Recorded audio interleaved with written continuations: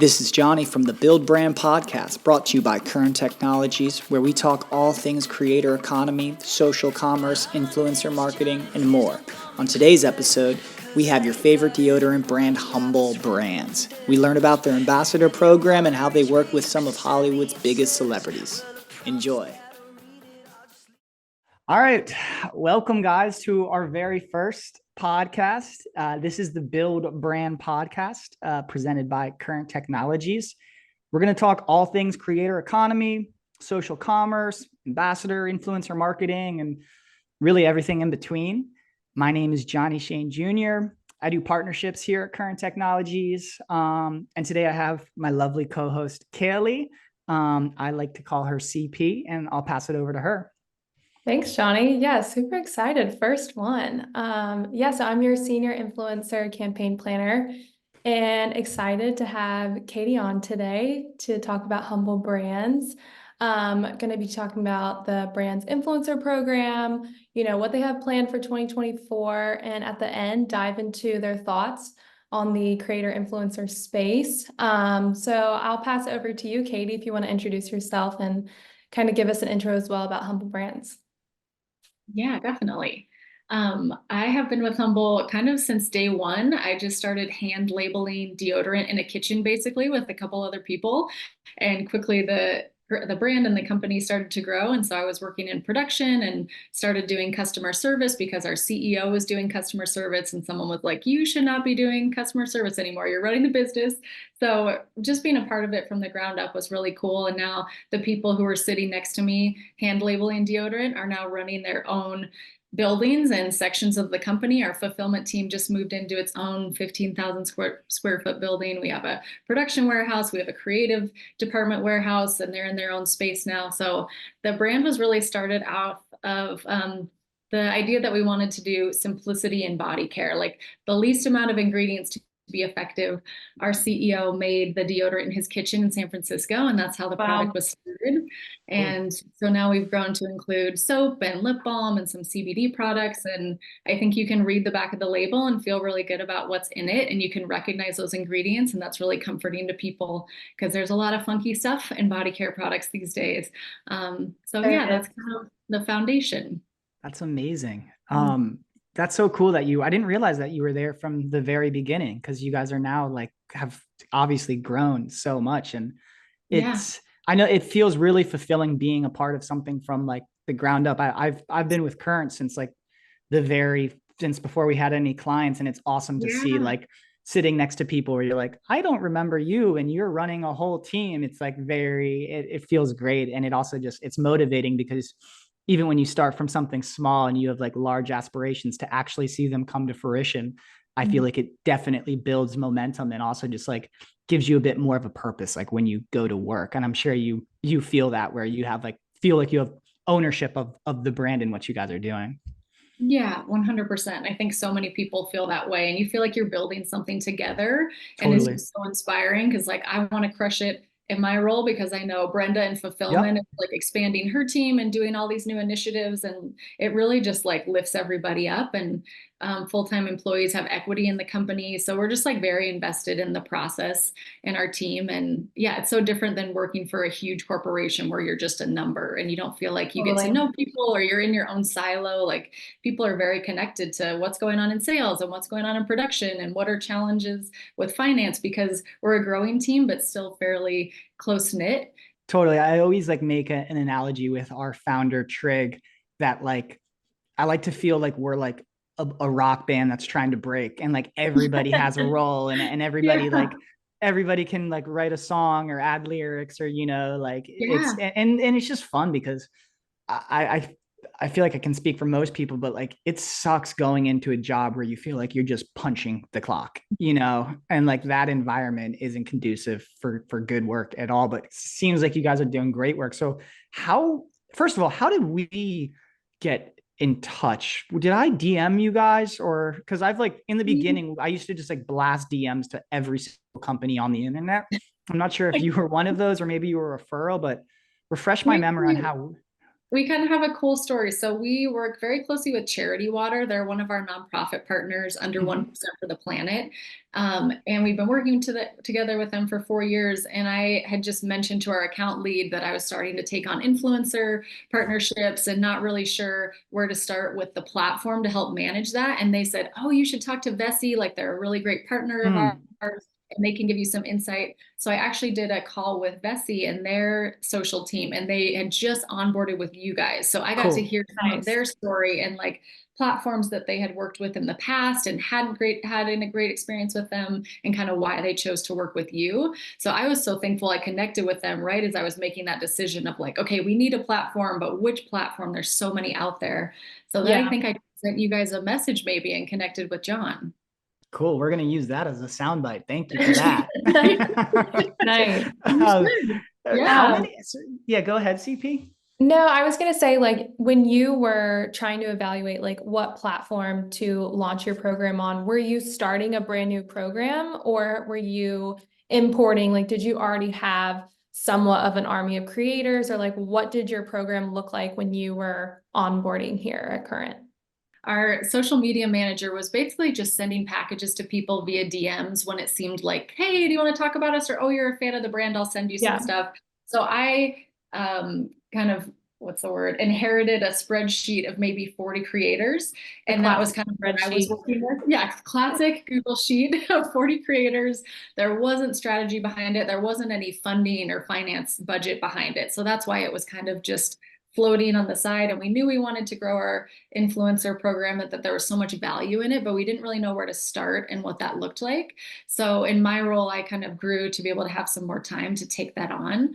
And so yeah, looking for a platform just as a way to manage it as a single employee who's going to be working on influencer stuff mostly by myself and Yeah. knowing that I need some structure to be able to grow it and expand it. So I wasn't just working in my email and a spreadsheet and DMs and kind of going all over the place for analytics and all that stuff. Yeah, it's Yeah. interesting. Like, I feel like maybe 3 years ago, a lot of the conversations I would have, or most of the conversations, were all like someone in your position, like, yeah, we're using a Google spreadsheet and we're tracking everything manually. But it's pretty amazing now, just like how important influencer and ambassador and creator has become to brands, that like now most conversations, like I feel like most brands realize that like they need some sort of platform or some sort of software to help manage everything, because as you know, Because it can get otherwise, pretty done. Yeah, it can get yeah, daunting. trying to do that manually is like, it's very difficult to scale that, especially on your own. Yeah, and I think we were also really interested in the support piece too, because I knew I was coming into this role with very little influencer marketing background behind me. And so that was a huge selling point with Current, is that we would have the biweekly check-in. So I can just kind of brain dump on your support people and be like, what does this mean? What should I do with this? Can you look at this campaign? So I just felt like I could have some guidance and some instruction through the process was also a Yeah. huge piece. So you said you started off then with about 40 creators is what you Yeah. inherited. Where is your program now and how have you seen it grow? Yeah, now we've got about a couple hundred creators in there, which is awesome. And we're starting to do more paid content and also some paid UGC collaborations. And I Yeah. didn't really have a good foundation for UGC collaborators when I stepped into this role, but it's nice to have a few creators that we can work with and say like, okay, we're launching on this website. I'd love to do a UGC video. We're going to run it as a 90-day ad. Here's a brief. And they're really good at being creative visually and storytelling wise. So it's kind of nice to pull all those levers at the same time and see, yeah, see, it just helps our brand and gives us some diversity to work with as a marketing team. So how do you organize, like, do you guys have different kind of tiers of, like, you have a batch of like, these are like our paid UGC creators, these are our people we're just going to send out product, these are our like premium influencers? How do you guys organize all of that? Yes, so it's organized in Current in different tiers. So there's a Humble Creator tier, which is I think 10% commission tier, a Humble Affiliate tier, Humble Ambassador tier, and then there's a UGC tier where like we're not going to give them a code and a referral link, or they're going to be structured a little bit differently and making sure that they're getting W-9s filled out and banking information So yeah, it's kind of through the tiers that we manage that. And we're always excited to help bump people up to a different tier. Like if they've been really engaged at that humble creator tier, like I Yep. love sending people messages and just being like, it's so great working with you. We love your content. We're going to bump you up to 15% commission. And so thankful that we get to continue working together. So Totally. That's like a big thing that at least I always talk to brands about is like when you create those tiers, you inevitably create incentives to like Yeah. level up as an ambassador or creator. And I think that's the biggest thing with a program is just keeping people active, right? Like, especially Yeah. if you're not paying them flat rates. And so like Yep. having that tiered out structures is super, super valuable. Do you guys have like, in terms of like approving content, like how hands-on are you guys? Or are you guys more like you let the creator do their thing? Just because obviously with like the super big brands, they're pretty crazy about like brand safe content, Mhm. etc. So like kind of walk us through where you guys stand on letting the creators create. yeah, it's definitely a balance. And I think we love to let people be creative in their space and in their avenue because some people are really excited to talk about mental health or fitness or they're a stay-at-home mom. So I love for them to bring the creativity when they're talking about Humble Brands and naturally incorporate it into their life and into their day. Because I think deodorant is something many of us wear daily, but you can talk about deodorant in a lot of different ways. It doesn't have to be like just to get ready with me or just going to the Mhm. gym. And then I think we also try to give creators a language guideline to work from because we do have things that like we can't say as a brand, Mm, or it's like making a claim about the product. Like sure. we can't say it's organic or it cures your eczema or like, giving people some of that verbiage, I think is where the like approval piece comes in, where I'm not approving content, but we try to give them a fair amount of support up front that's like, just be mindful, like we can't say these, couple terms. We lean into this language as a brand when we're talking about our scents or our formula. And then from there, letting people kind of run with it and make it their own. What about like audience, right? Like you said, like I mean, I hope everybody uses deodorant, or I'm sure there's plenty Yeah. of people out in San Francisco that don't. But what like when you think about your target demo, right? Because when we talk to brands, it's like we can help you identify your target demo and tap into that demo and really like help them spread your messaging. How do you guys approach that with like a product that kind of everybody could potentially use? Like what is that target demo? How do you attract that demo or engage with that demo? Yeah, that's such a good point because it is something that everybody could use. And it's hard when you fall into that area where you feel like you're trying to market to everybody, but you're not actually touching anyone. So we Sure. sometimes Mhm. struggle with that. Like, how do we make it specific so it resonates with someone, but we're not excluding people or making people feel like they can't buy our product? And I think an area that we want to lean into more is doing some more targeted ads for men. I think people Mm. come to us and they're like, where's the men's sense? And all of our scents are designed to be unisex. So on our website, we don't have it broken out by male sense, female sense, and trying to do a little bit better job of sharing that with people that like you can be a dude and love the mountain lavender, you can be a woman and love the black spruce. Like it's really up to you and what fits your vibe. So I think that's a demographic that we're wanting to grow in 2024 and is a little bit tricky with influencers and creators because I feel like most creators and influencers, at least in my experience, are women or the people who apply to our program. So when you do get men who apply, it's like, yes, we'll send you lots of products, like send them an email, like we want to work with you because as a brand, we want people to feel like men can come purchase our products too and women. I'm going to apply. You should also be I'm, product anyway. You don't have I'm to apply. no, I'd love to. Yeah, I would love some new deodorant too. It'd be great. Where like in your overall marketing, 2024, your overall marketing budget or just general plan, like how big of a component is influencer and creator? And have you seen that grow over time, I'm assuming?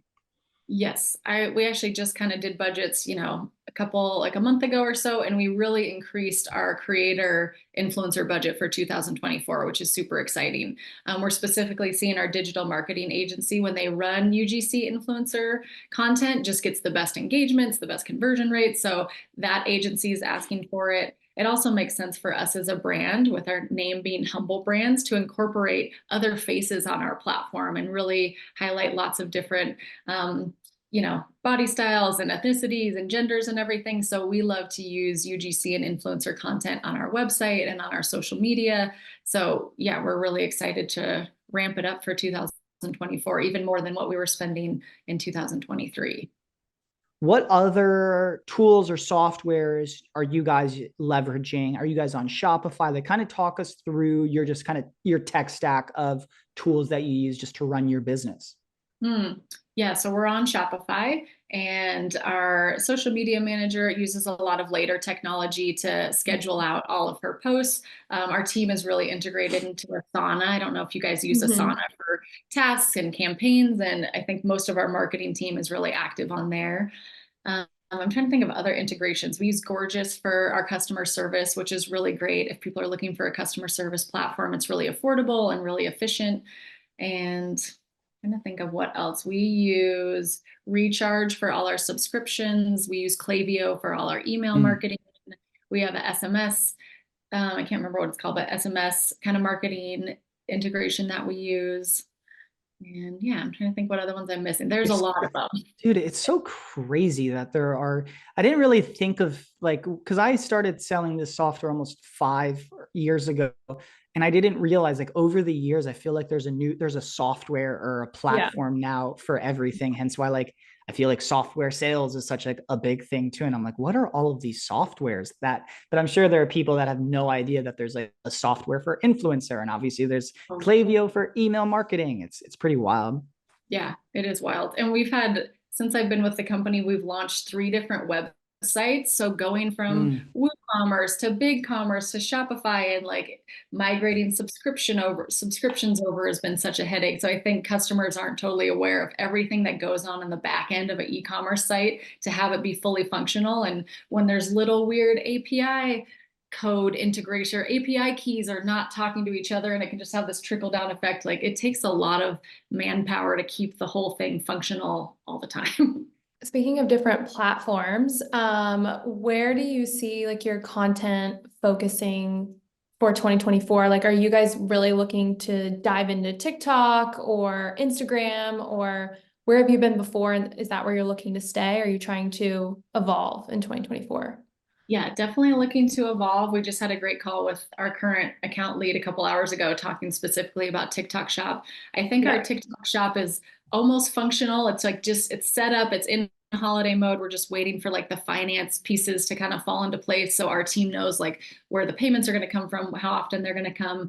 So looking to put a lot of energy into TikTok in 2024 and doing specific TikTok campaigns so we can get some more content on there. Our digital agency is wanting to do paid Spark content, but we want to get enough content so once we step into the ad kind of lane, we know we have enough content to feed that beast, because it feels like content just doesn't run as long on TikTok. It has a burn rate that's a little bit faster than Facebook and Instagram. So we're kind of just trying to like build the ship almost and then launch it and just see what happens. Yeah, what's crazy, it really is like such a volume game, because I mean, I create TikToks and it's crazy. Sometimes I'll get hundreds of views and then sometimes or thousands of views, and then create a very similar video and it will get 200 views. And even like you can see that with some of even like the biggest creators too, where like they'll have millions of views and then you scroll down on their feed and like, you'll see one with like 500 views. It's kind of, I think like everyone like claims they've like figured out how to hack the algorithm, but I feel like there's still like a lot of head scratchers where you're like, why didn't this go viral and this one not? Exactly. Yeah, I think that's like kind of speaks to as well, like the importance of testing and learning, and like always being willing to like try different things. We just did a brand strategy video that we talked about Stanley and how they like ended up having a viral sensation all because they like leaned into a new audience, which was women. So it's just kind of interesting how sometimes like taking a plunge into like maybe wouldn't be your typical demo can actually be like the best reward that's like waiting around the corner. You just don't know. And sometimes you do need that like load of content in order to be able to test and learn. You need, different creators. different platforms. Totally. And I think with deodorant, there's not quite the visual association that you have with like makeup and clothes, where it's like so obvious for really great video content. So that's something we talk about as a brand a lot, is like what type of 10 to 15-second video content is conveying I smell good and like I like this brand, when it's just, applying deodorant isn't like super sexy or fun. So it's just like trying to make deodorant and lip balm fun and visually enticing, because TikTok is just like so visually rich. And how do we do that as a brand and as a company? So and you guys are one of these brands, the super sophisticated brands that we've seen have I like to say they have like a diverse portfolio of creators, whether it's like their micro ambassadors, their paid UGC people, and then brands sprinkle in, some more like celebrity type, premium influencer, traditional talent type of creators. I'm not sure how much you can talk about it, because you said that you might have to be careful, but can you talk about one of this large celebrity influencer or talent that you're working with? Totally. Yeah. That was kind of one of your questions, talking about like an organic win. And that for us was a couple years ago when Jason Momoa was getting interviewed by GQ, and it was the 10 things he can't live without. And our Palo Santo deodorant was one of them. We were like, oh my gosh. So that kind of started a relationship with him and his team, and was a huge organic win for us. And he was very conscientious about plastic and taking care of the oceans. And he was like, I want to work with you guys, but you got to have different packaging options. So it was great when we came out with our paperboard packaging. We were able to partner with him in a deeper way. And he's got such an amazing phenomenon behind him. Like when he posts videos, the comments on his videos are just like, people love him. He's just like a very lovable person, whether you saw him on Game of Thrones or Aquaman. He's just like relatable and big and hunky and lovable. And yeah, we're super thankful that he's a fan of our Palo Santo deodorant. That's awesome. Yeah, it's such a win for brands when they realize that, like, sometimes we do this exercise, and I'm assuming we still do, where we'll scrape the followers of the brand to see if there's any like celebrity types that are already existing fans, and that's like the low hanging fruit to reach out to, which obviously you guys did a great job with. But I'm trying to think if there's. I feel like we've covered a bunch in the short time that we've chatted. I also just want to say, like, thank you so much, CP. What else do you got? Oh, I was just kind of like thinking about, obviously this huge celebrity is like a fan of your brand, and you kind of almost didn't even really know until like you saw media about it. I think sometimes with brands too, they're like, where do we start? And we always like say like with your fans first, but sometimes they just don't know who those people are yet. So that's kind of one of our strategies as well, is like, who's following your brand? Like, are people already posting?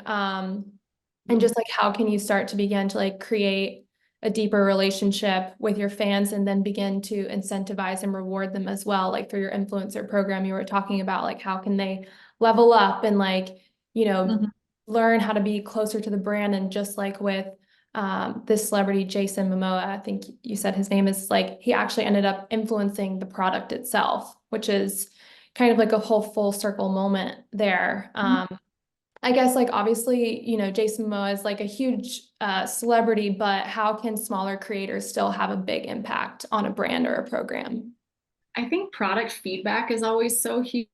And that's something we've talked about incorporating when we have kind of what I'm like blanking on the prototypes of products, like sending them to creators to be like, what is this packaging? Like, how does this packaging work for you? Do you have suggestions on the scent?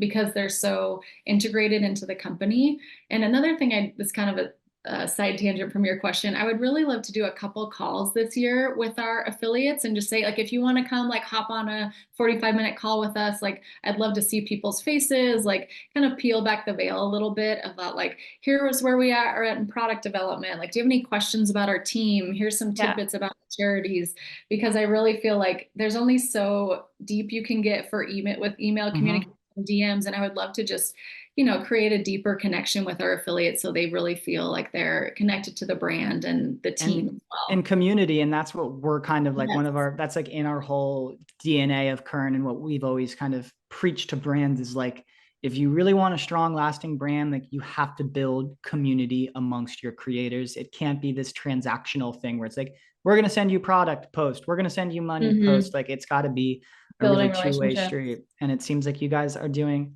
a fantastic job at that. Yeah. So thank you so much. This is such a lovely little conversation.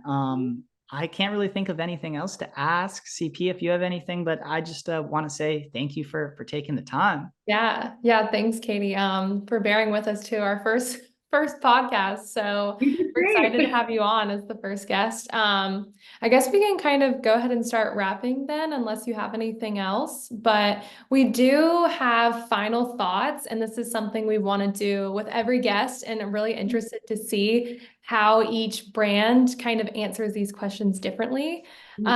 Johnny, do you want to kick it off with the first question? Yeah, just generally, what do you think is like the future of the creator or influencer space in general? Oh, that's such a good question. I feel like the kind of old school influencer of like polished photos and a perfect kitchen and perfect lighting, buy this product, is dying, which I Yeah. hope it seems like it's dying. And I'm really excited about that because I think that early Instagram influencer culture is something everyone's just like kind of over, and like the Totally. de-influencing trend, I think, is like really good to Yeah. pay attention to. And like, what is it about that kind of old school influencer culture that people are sick and tired of hearing? And how do we move that into a space that's just feels better, like instinctually in your gut feels better? And so I think the rise of TikTok is great, and not having like perfectly edited videos is really great. And I think the creator economy is something that's so interesting to see take off, and like how many people are pursuing full-time jobs as UGC creators, as influencers. And I'm kind of curious to see where teenagers and college students come out of their education and lean into this space, because it's just seems like it's $1 billion industry that's just taking off. And it's so cool to see people with their cell phone being able to have a full-time job supporting themselves making content, and that was just not the case 15, 20 years ago. Not at Yeah. all. It's changed so much. Yeah. Speaking of social commerce then, so you were kind of talking about TikTok Shop earlier as well. So just even within that space, we've seen it grow so much. So what do you think the future of social commerce is? Oh man, in terms of like platforms having their own shopping integration in their platforms. Yeah, I mean, we've seen, obviously with Instagram kind of started, and you're able to, people can tag products and then you can shop right there in the app. Now, with TikTok Shop, it's the same thing, if not even more so, kind of almost competing with Amazon in a sense where you can just stay all in one place and be there, shop the product, get it delivered straight to your door from seeing a piece of content. So how do you think that that might continue to evolve? And obviously there's no right answer. No one knows. Yeah, So totally. I'd see Amazon starting to pull some of those TikTok aspects onto the Amazon platform. Like our Amazon team is already asking us to like put reels on our Amazon page. So I think they're going to want to lean into some of that like shoppable video content within the Amazon app. I could see that growing a little bit, as opposed to just like the traditional shopping pages on Amazon.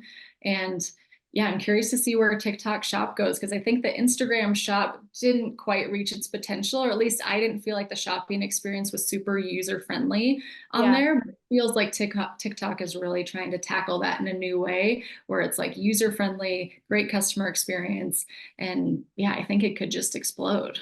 yeah, well, when you guys are up and running, hopefully we'll be able to shop your products on I TikTok know. soon. So It's not for the faint of heart setting up a TikTok shop. Holy smokes. I think the buying experience is easy. The setting up the shop experience is like, I wouldn't say it's easy. That's why Current Technologies offers a great package where we can help you set up your TikTok shop and scale an influencer ambassador program. Well, yes. thank you so much. Yes, thank you, Katie. This was really fun. Thank you for being our first guest, and obviously come on the podcast whenever you want. Maybe we'll check back in a few months. Oh, thank you. You guys are great. I just wanted to support your team because we've learned so much from you. So if you need any help, I'm here. Thank you so Amazing. much. Thank you.